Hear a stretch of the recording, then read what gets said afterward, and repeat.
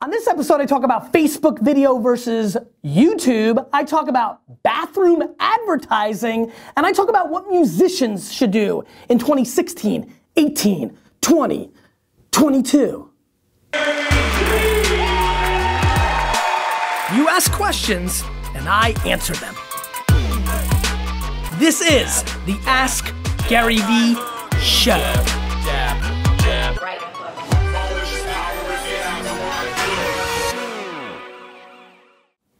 What's up, everybody? This is Gary Vaynerchuk, and this is episode 78 of the Ask Gary V Show. First and foremost, I need to give a tremendous welcome to my new wide receiver, Brandon Marshall. The Jets just traded for the Bears receiver, Brandon Marshall. I'm excited about it, thrilled with the 5th round pick exchange. We'll see how it works out. I'm sure a lot of you will leave comments saying he's old, he's washed up, and this and that. That's fine. I'll do that deal. Episode 78. Still live streaming on Meerkat. I like that. People are enjoying that. India's here with her long hair. Show it. And let's get right into the show. Nicole asks, I just bought an indoor billboard company. How do you feel about advertising in the bathroom? Nicole, I'm about to throw a huge curveball. That's a Clayton Kershaw left-handed curveball. It's a fantasy baseball time. You're going to start getting a lot of fantasy baseball references over the next 3 to 4 weeks, 5 weeks, 6 weeks, 7 weeks, 8 weeks. I think that I love this. See, one thing that people don't realize is I've spewed about how I think Super Bowl commercials are grossly underpriced.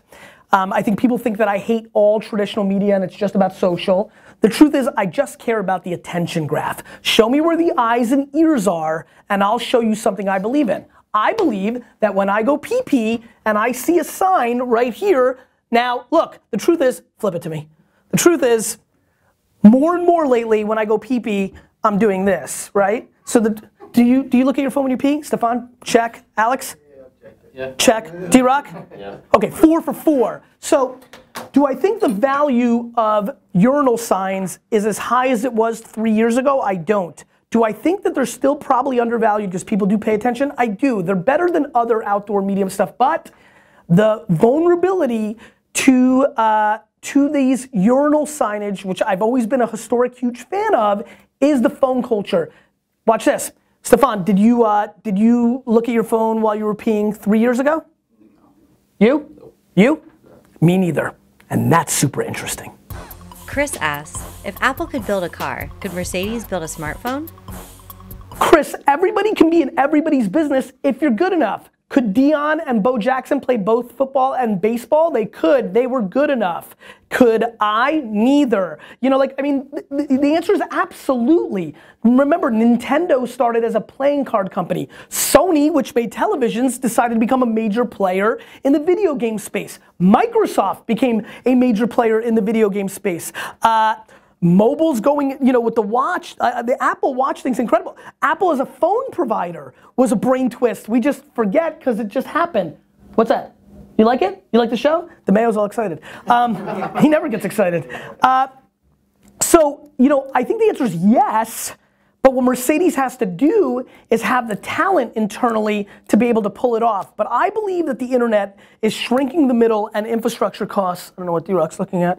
But I believe that the internet is shrinking the middle and infrastructure costs, which make me believe that anybody can go into anybody's business if they have the talent. And so I think that will play itself out. So I do believe that this will be a good video to make, and I'll enjoy watching this in 15 years. I do believe 3 to 5 to 10 major companies in certain genres, as we see Google going into self-driving cars and the question at hand, which is a great question. I can see, I'm gonna make some predictions here. So, I'm not usually right with my predictions. I'm a fast advisor and then I execute. I'm not a great predictor, but I will say this, Nike feels like a company to me that will pull off being in a business that none of us can wrap our head around right now. I'm going with Nike. I also think Starbucks has the potential DNA to do it.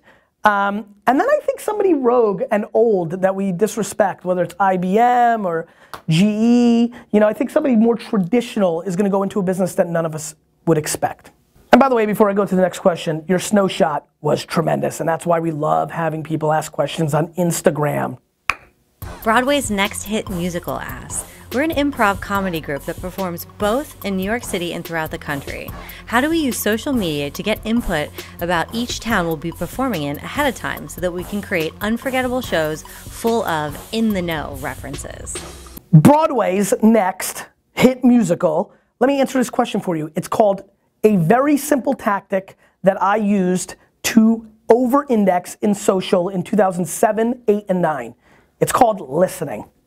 You go to twitter.com/search and you search the zip code of the town you're coming into, and it will show you every single person tweeting in that town. You read the comments, and then you make references to being in the know. You're welcome. Hi, it's Tanya Mercer, and the question is about Facebook videos. In one day, I posted a Facebook video that got 2,500 views. It took me that long to get that many views in 1 year on YouTube. Do I continue with YouTube or should I focus on Facebook? Tanya, great question. First of all, I want to make sure that you got 2,500 views and not 2,500 impressions. So I need you to pause, go back and look at the impressions numbers and the views numbers, because that's where people are getting a little bit confused tactically, practitionerly in the trenches on Facebook. The answer to your question is both. Like, you should be making YouTube videos, you should be making Facebook videos. Most of the content should be the same.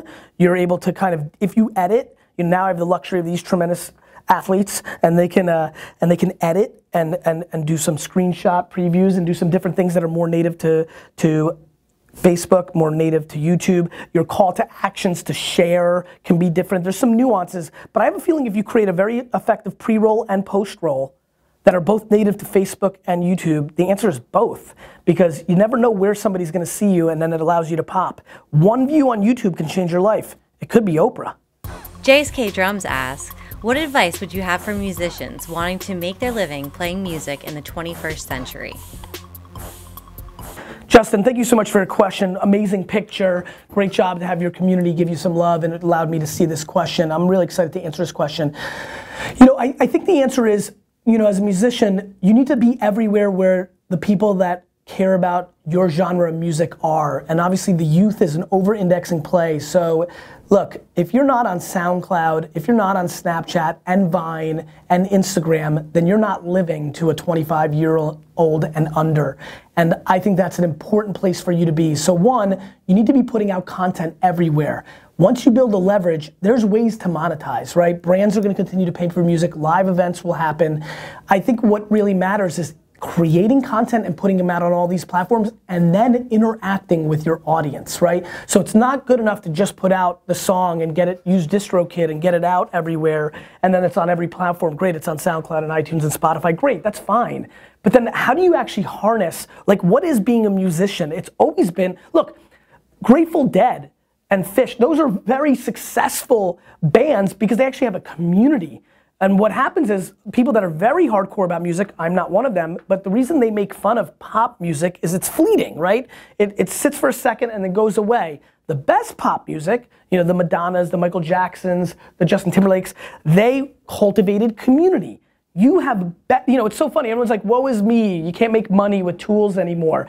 Do you know how many people have popped and made money because of YouTube and Vine and Snapchat and Instagram that would have never been signed 15 years ago and then would have had to just go on and do what they, so what's happened, my friend, is there's less people at the tippy top. There's less acts, right? There's not 50 people anymore making a quadrillion just on selling music. But what's happened is the internet has created a longer tail. And so there's a lot more people right now, a lot more people making thousands and tens of thousands and hundreds of thousands.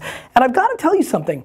If you're an artist, and musicians are, you just want to be able to do your art. Do you know how many people are happy making $41,000 a year from AdSense or a random show or things of that nature, who now, because of modern technology, can make $41,000 a year and play their music, who had to do something else 15 years ago to make $41,000 because you couldn't make $41,000 playing your music? So my friend, we're in the long tail. We're in the long tail. You want to make enough to really crush it and play your music? Well, then you've got to care about the audience, one by one by one by one. And you got to do things for your audience.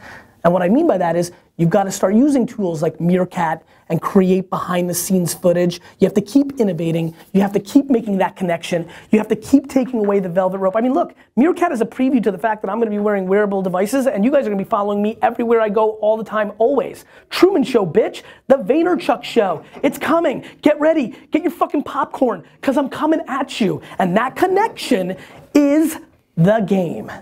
So that's episode 78 in the bag. All the people watching on YouTube, I need you to subscribe to the podcast. I'm getting very obsessed with this right now, getting a little competitive, throwing a little bit of right hooks. Let's link these up, D-Rock down below, whatever. Please, and review the show. I need that love, please. That means a lot to me. Question of the day. Will you, when this technology comes, will you Truman Show your life? Or will you consume Truman shows? Give me a breakdown. 0 putting out content, 100% consumption. 0 and 0 because you won't do either. 100 putting it out and 0 consuming. Tell me how you're gonna break down the future. You keep asking questions, I'll keep answering them. By the way, India did a shit job and didn't show me the bathroom ads while I was explaining it was urinals. It's not like her ones she has. I get it, but you could have stopped me while I was doing my whole urinal, explanation. Those doors I like. I mean, again, it's a shock value. They haven't been indoors in the past, and again, in 5 years we'll all tune them out. But for the first beginnings, I kind of like it. I mean, the bathroom is a captivated place. I'm a fan of marketing there. I want to be in charge of picking the picture. We may have to go in the bathroom and take a picture with Meerkat. All right, let's go.